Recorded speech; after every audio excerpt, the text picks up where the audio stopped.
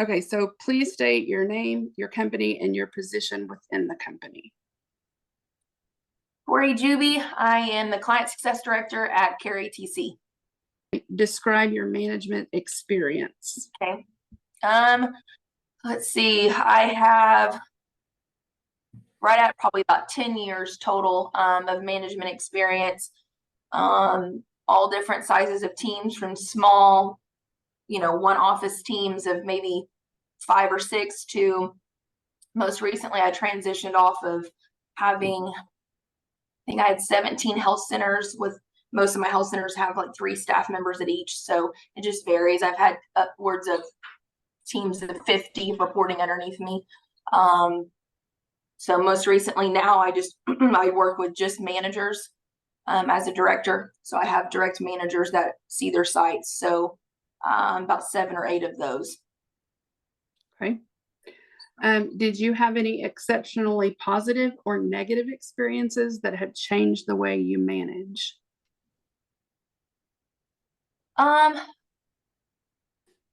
I would say my own personal experiences interacting with my own leaders and managers, and the ones that have made the biggest impact in my career and my development, are what has built the way I choose to lead the people that report to me. I know that understanding their personal lives, what is their driving factors, what's important to them, what their pain points are, and having compassion when necessary in those areas are oftentimes what builds loyalty. Allowing them to grow and flourish without micromanaging is oftentimes what builds loyalty. And being very genuine with them, not treating them as inferior and you as a superior to being firm and being a leader, but not making them feel like because it's your role that what you say goes. Listening to their input is extremely rapport in that relationship with them. And ultimately the biggest factor though is that I found to be successful is just the person. Like I said, they're driving, their driving force, what drives them every day to come to work, and why they love to do what they do. Understanding, what they have at home, typically, and respecting those boundaries and respecting those hot topics are typically what has driven loyalty with me. Is I build that foundational relationship first. Okay. And it sounds like loyalty is very important to you then as a manager.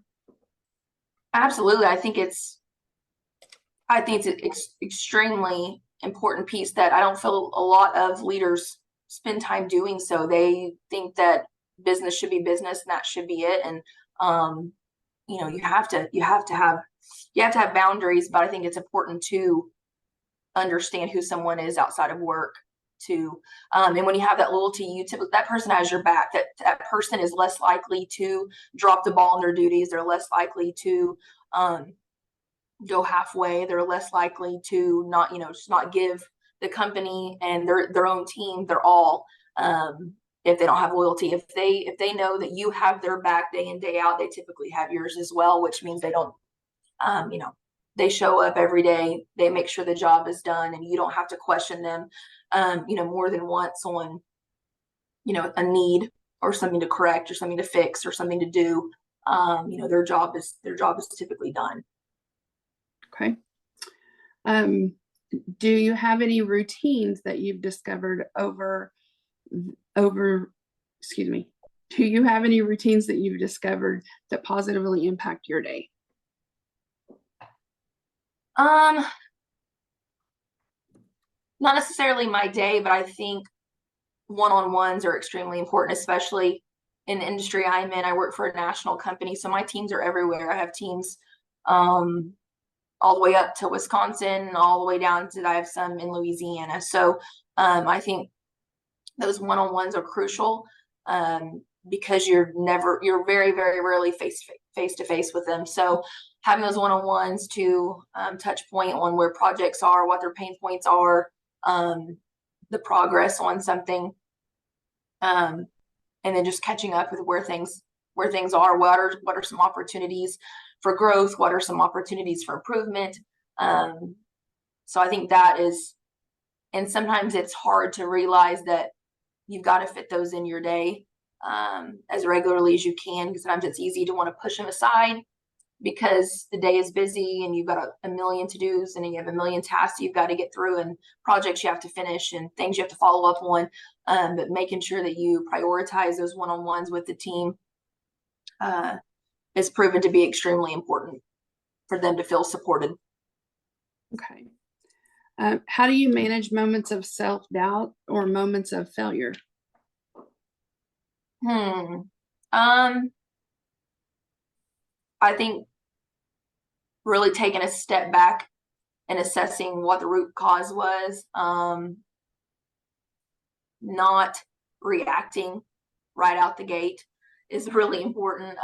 Just taking a moment, sometimes having a sounding board, someone that you get it all off your chest and vent to, is great, because that person can give you, critical feedback, or sometimes it's just reflecting internally. But I think first and foremost, it's not reacting initially. It's giving yourself time to process, think through what was their underlying cause. Could I truly have done better? Where could I have done better? And then outline what those steps are so that you could avoid any failures in the future. Everything's a learning opportunity. How would you describe your management style?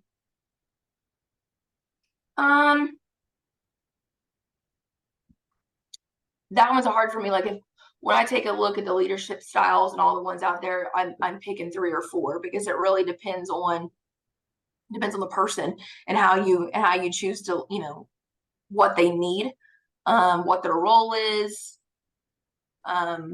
really varies. I would say I'm fairly hands off. I love to empower my team.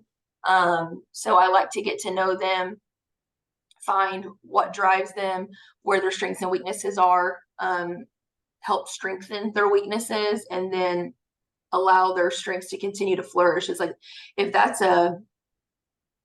have something they're exceptional at, or something that they're nearing, really a large growth moment, really empowering them to try to do something on their own. Even micromanaging.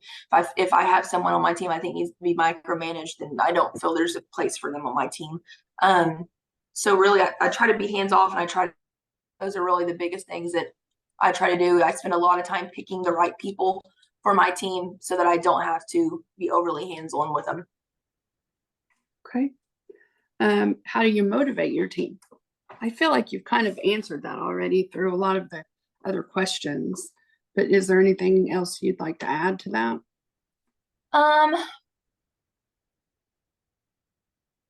I think it comes back to, like, not micromanaging. So if my team needs time to step away, as long as their responsibilities are handled and addressed, I give them that flexibility, depending on the role type. But I've been good to my managers that are salaried, and if they need to work from home for the day because of a personal obligation, but they're able to be reached, everything's addressed and taken care of, I like to give them that flexibility and empowerment to do so. So it just depends. It depends on the person. It depends on what their needs are.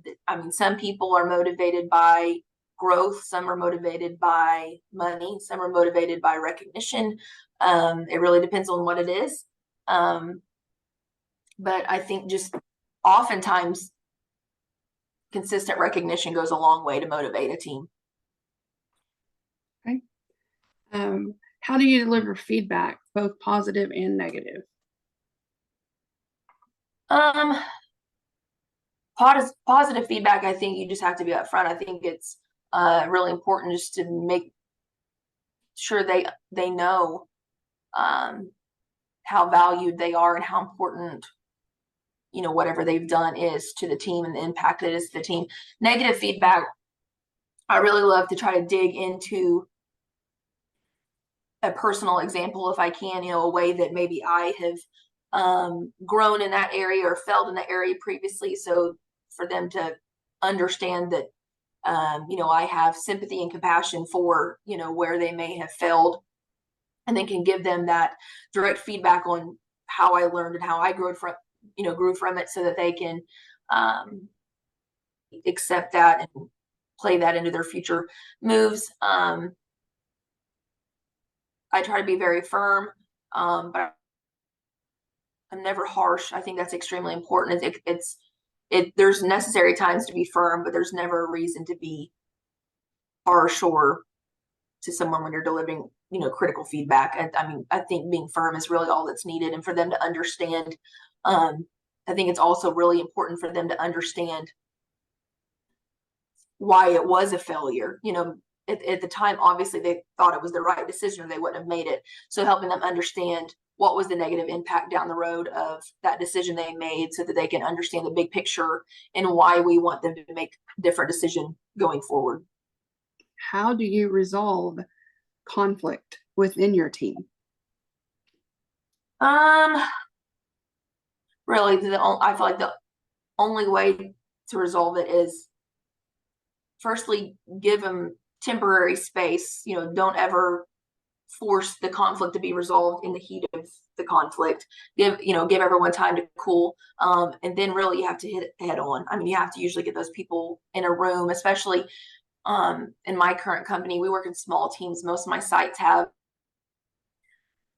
three, some have more, but really a good average is 3 people. It's going to be felt, in a small team like that. So you have to get people head on to find out on each side and what are they needing to have a better relationship, and find out how to do so. Yeah, I mean, I think it's allowing everybody to calm down, and then you have to hit head on. I mean, there's no, I feel it's pointless to shift people around just due to personality differences or something like that. If people can't work together in a productive, professional manner, then you need to evaluate where people fit. Okay.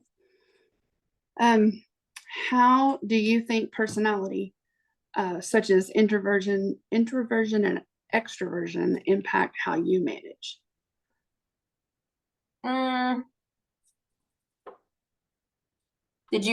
Sorry, it cut out at the beginning. Did you ask about my personality, or like the personality of the employees? The personality of the employees. How do you think their personalities, being introverted or extroverted, impacts how you manage them? It definitely changes your approach. I mean, an introverted person, you usually have to go at a little more gentle. An extrovert, you don't typically have to be quite as gentle. You can be typically much more direct. But also it gives you an opportunity to hopefully help that person grow in one way or the other. So, an introvert, sometimes it might be a good opportunity to push them outside their comfort zone just a little bit, give them a growing opportunity, of, forcing them to do a little more extroverted duties or work with someone more extroverted. So it gives them some area of opportunity, but typically you've got to match that personality style just slightly in the way that you approach things and give feedback, things like that. Okay. What skills, like 2 or 3, do you believe a leader should possess? One is, you need to be a visionary. I think you need to be able to see things. You need to be able to see big picture, see things down the road, see where you want your team to go, where you can envision each individual going, where you can envision them going as a team, where your company is headed. You need to be able to see and really strategize what that is. An important one, I think, is having some empathy. You got to have empathy for the team that you have, care about who they are as individuals, what their goals are, what's important to them, things like that. And then, well, you gave 2, so yeah, 2 or 3. So I mean, if you think those are the most important, that's a good. Good Yeah, answer. I would say those two are probably the most important. What advice would you give someone who's wanting to move into leadership that you wish that someone had shared with you previously?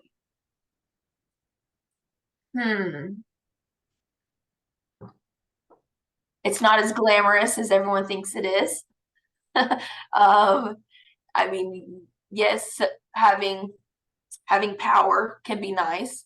The recognition of being on top and being a leader can be nice, but with that comes typically an extremely increased workload, extremely increased state of stress at all times, because things ultimately do fall on you, and that means executives will be coming to you to question why things are the way they are, if your team fails or if you're somewhere your team drops the ball. So really, I think evaluating your long-term goals is important to assess if being a leader is important to you. If being an individual contributor is important, and just doing good your own job well and excelling at your own role is important, then probably being a leader is not where you want to go. If being a part of the big picture, and it continuing to grow and continue to be challenged is important to you, then yes, maybe being a leader is. But I would say assess your personal priorities and how much you're willing to push those things aside. Okay. Well, those are the only questions I have. Okay. So I appreciate your time. Appreciate you doing this for us.